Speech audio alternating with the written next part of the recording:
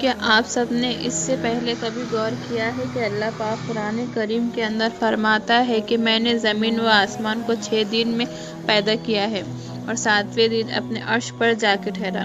اسلامی تعلیمات میں ہفتے کے 7ویں دن یعنی جمعے کو سب سے برکت والا دن کہا گیا ہے اور باقی دنوں کا سردار۔ حرم کعبہ کا طواف کرنے کا حکم بھی 7 مرتبہ دیا گیا ہے اور 7 مرتبہ صفا و مروہ پہاڑ کا چکر لگانے کا حکم دیا ہے۔ حج کے دنوں میں شیطان کے پلر کو 7 مرتبہ کنکر مارنے کا حکم ہے۔ سورہ فاتحہ جسے قرآن کریم کی بنیاد کہا جاتا ہے، یہ اتنی اہم ہے کہ دن میں 5 مرتبہ نماز پڑھتے وقت ہر مسلمان اسے پڑھتے ہیں اور اسی کے اندر کل 7 آیات ہیں اور 21 حروف جو 7 اور 3 کا ملٹیپل ہے۔ جنت اور جہنم کے دروازے 7 ہیں، ان کے 7 درجات ہیں۔ زمین پر رینبو میں رنگ 7 ہیں جن سے باقی رنگ بنتے ہیں۔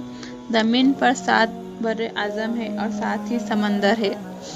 آخری نمبر 7 کے اندر ایسی کیا خاص بات ہے کہ قرآن کریم کے اندر اور ہر جگہ پر ہمیں دیکھنے کو اور سننے کو ملتا ہے۔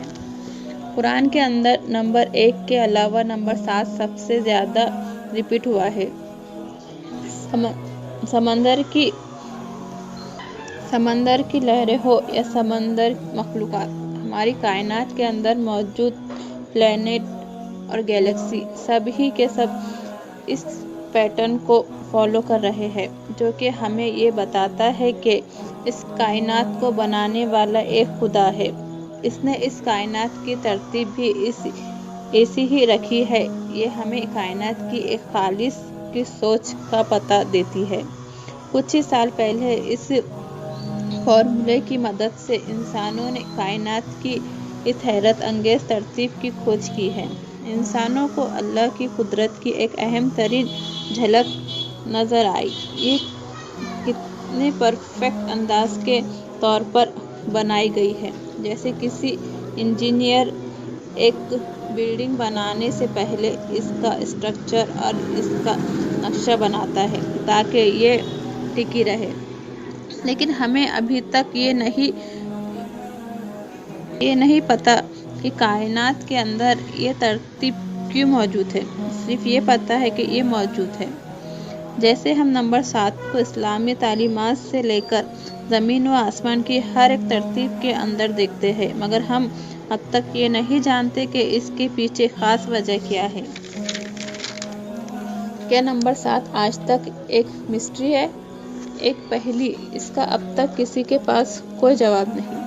شاید اب تک ہم انسان کا دماغ اتنا ایڈوانس لیول پر جا نہیں سکا ہے تاکہ ہم اس کی گہرائی کے اندر جا سکیں۔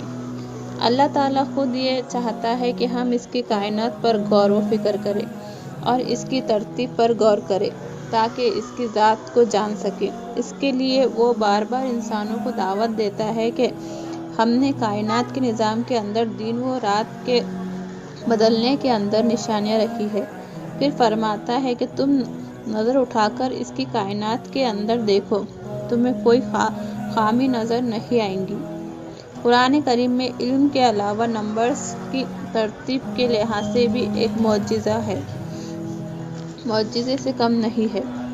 مثال کے طور پر اگر پورے قرآن کا مطالعہ کریں تو لفظ سزا 117 بار ریپیٹ ہوا ہے اور لفظ معافی 234 بار۔ اسی طرح اللہ تعالیٰ قرآن شریف کے اندر حضرت محمد صلی اللہ علیہ وسلم سے قرآن پاک کے اندر فرماتا ہے کہ کہو۔ یہ کہو کا لفظ 333 مرتبہ آیا ہے اور اس کے جواب میں لفظ انہوں نے کہا یہ بھی 332 مرتبہ آیا ہے۔ حیرت انگیز طور پر لفظ دنیا اور آخرت کی زندگی 115 مرتبہ آیا ہے۔ شیطان اور فرشتوں کا پورے قرآن شریف کے اندر ذکر 88 مرتبہ آیا ہے۔ جنت اور جہنم دونوں کا ذکر 77 مرتبہ، زکوٰۃ اور برکت 32 مرتبہ، یہاں تک کہ موسم سردی اور گرمی دونوں 5 مرتبہ ہے۔ مرد اور عورت دونوں کو برابر ہی 23 मरतबा बयान किया गया। इसके अलावा ज़िंदगी और मौत दोनों का जिक्र 140 मरतबा किया है। पूरे कुरान के अंदर ज़मीन का जिक्र 13 मरतबा है, जबकि समंदर का जिक्र 32 मरतबा किया गया है। इन दोनों नंबर को अगर जमा करें तो बनता है 45।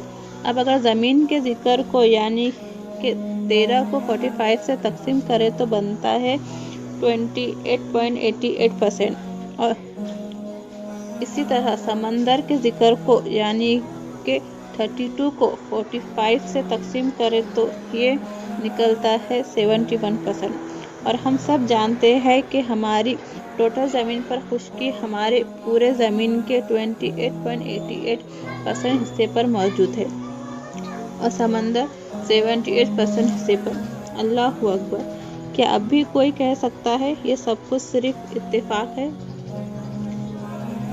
अल्लाह से दुआ है हमें ये सब समझने और नेक अमल करने की तौफीक अता फरमाए। आमीन।